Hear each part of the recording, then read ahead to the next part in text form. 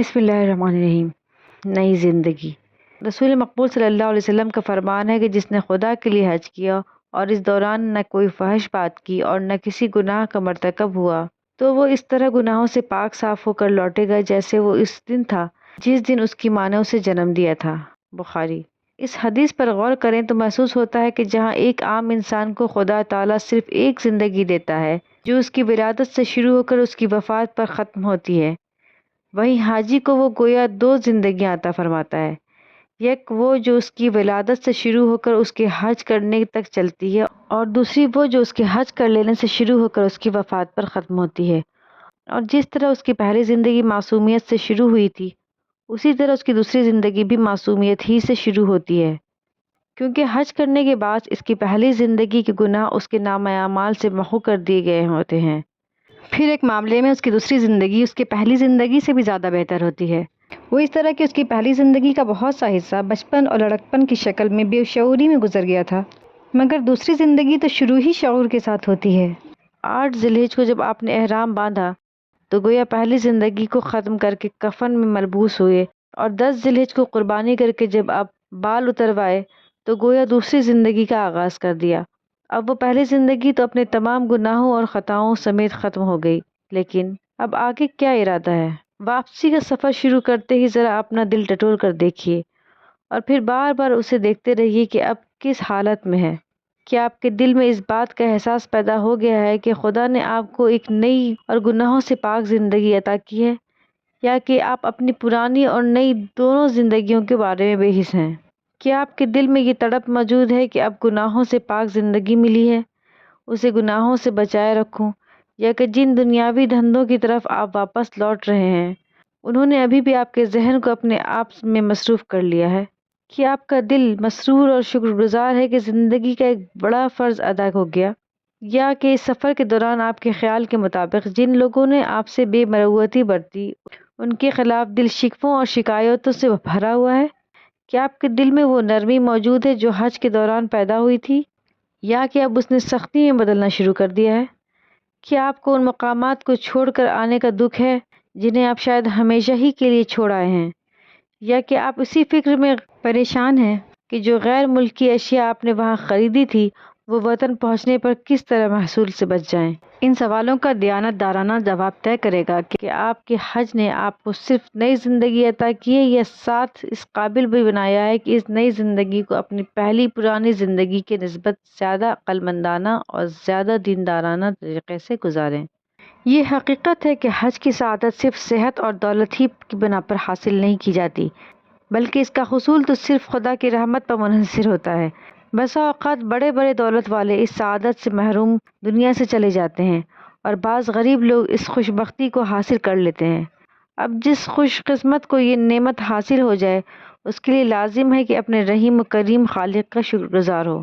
شکر کے بارے میں قرآن و حدیث میں جو کچھ بیان ہوا ہے اس کی روشنی میں شکر کو 3 حصوں میں تقسیم کیا جا سکتا ہے: قلبی شکر، قولی شکر اور عملی شکر۔ قلبی شکر یہ ہے کہ دل میں اچھی طرح سے اس بات کا احساس ہو کہ خدا تعالیٰ نے اپنی رحمت سے ہمیں یہ نعمت عطا کی۔ قولی شکر یہ ہے کہ زبان سے شکر کا اظہار کیا جائے، اور عملی شکر یہ ہے کہ جو نعمت عطا ہوئی ہے اس کے تقاضے پورے کیے جائیں۔ لہٰذا حج کی توفیق ملنے پر شکر کرنے کا مفہوم بھی یہی ہوگا کہ دل سے اس بات کا احساس ہو کہ ہمیں حج کی توفیق عطا کر کے خدا تعالیٰ نے ہم پر بہت بڑا احسان کیا ہے، اور زبان سے اس نعمت کا اعتراف اور اپنی شکر گزاری کا اظہار کیا جائے، اور عملی طور پر اس نعمت کا تقاضا پورا کرنے کی طرف توجہ رہے۔ اور اس کا تقاضا یہ ہے کہ گناہوں سے پاک جو نئی زندگی ملی ہے اسے گناہوں سے بچانے کی پوری کوشش کرتے رہیں۔ حج کے بعد اپنی روزمرہ کی زندگی میں وقتاً فوقتاً اپنا محاسبہ کرتے رہنا نہایت ضروری ہے۔ ذرا غور تو کریں کہ حج نے ہماری زندگی میں کہاں تک تبدیلی پیدا کی ہے۔ کیا اب ہم شرائط نماز کو ملحوظ رکھتے ہوئے نماز پنجگانہ کے پابند ہیں؟ کیا اب ہم رمضان کے روزے پوری پابندی سے رکھتے ہیں؟ کیا اب ہم اپنے مالوں کی زکوٰۃ کے بارے میں وہمی ہونے کی حد تک فکر مند رہتے ہیں؟ کیا اب ہمارے دل کو جو خانہ ویراں ہوا کرتا تھا خدا اور خدا کے رسول کی محبت میں آباد رکھا ہے؟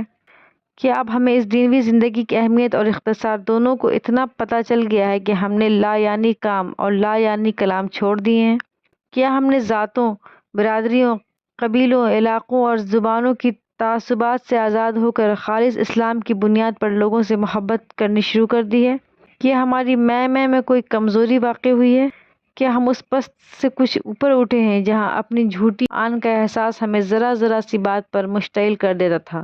کیا ہم اتنا حوصلہ، اتنا حلیم، اتنا جذبہ عضو پیدا ہو گیا ہے کہ انسانوں کی زیادتیوں کو نظر انداز کر کے ان سے تعلقات قائم رکھنے کو ہی اپنی کامیابی سمجھے؟ کیا ہم نے حقوق چلاتے رہنے کے بجائے فرائض ادا کرنے کی طرف توجہ دینی شروع کر دی ہے؟ کیا ہمیں یہ فکر رہتی ہے کہ جو آمدنی گھر میں آ رہی ہے وہ پوری حلال روزی ہو؟ کیا یہ کترنی کی طرف چلتی رہنے والی زبان جو ہر وقت کچھ نہ کچھ کترتی ہی رہا کرتی تھی، کچھ قابو میں آئی ہے؟ کیا ہماری سمجھ میں یہ بات آ گئی ہے کہ خود پسندی کے مقابلے میں انسان دوستی بہت ارفع چیز ہے اور جھگڑے مٹانے کے لیے جھک جانا شکست کھانا نہیں بلکہ فتح حاصل کرنا ہے؟ کیا ہمارے دل سے عہدہ و جاہ اور شہرت و دولت کی حرص کم ہوئی ہے؟ ہمیں پتہ چلا ہے کہ چھوٹا اور گمنام بن کر رہنے سے عافیت بھی ہے اور انشاءاللہ آخرت بھی۔ کیا ہمارے فخر و غرور میں کوئی کمی آئی ہے؟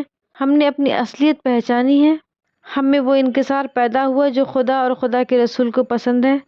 کیا ہمارے دلوں سے اپنے متعلقین کی زیادتیوں کے شکوے کم ہوئے ہیں؟ کیا ہم نے ان کی زیادتیوں کے ساتھ اپنی زیادتیاں بھی دیکھنی شروع کی ہیں؟ اگر ہم میں یہ تبدیلیاں آ گئی ہیں یا ان کا کچھ حصہ بھی نظر آ رہا ہے تو پھر اس مالک کا کروڑ بار شکر جس نے پہلی خطائیں بھی مٹائیں اور آگے بھی توفیق نیک عطا فرمائی۔ اور اگر ہم ویسے ہی جیسے حج کرنے سے پہلے تھے تو پھر اے دل تجھ پر تف ہے کہ جس خانہ کعبہ کی طرف لوگ دور سے منہ کر کے نماز پڑھتے ہیں تو اسے اپنی آنکھوں سے دیکھ کر آیا ہے، مگر پھر بھی تجھ میں کوئی تبدیلی پیدا نہیں ہوئی، اور بار عہد کیا تھا کہ اب اس کی بات نہیں مانوں گا۔ وہ تیرا عہد کیا ہوا؟ کیا تو نے اللہ پاک کے گھر کے گرد والہانہ چکر نہیں لگائے تھے؟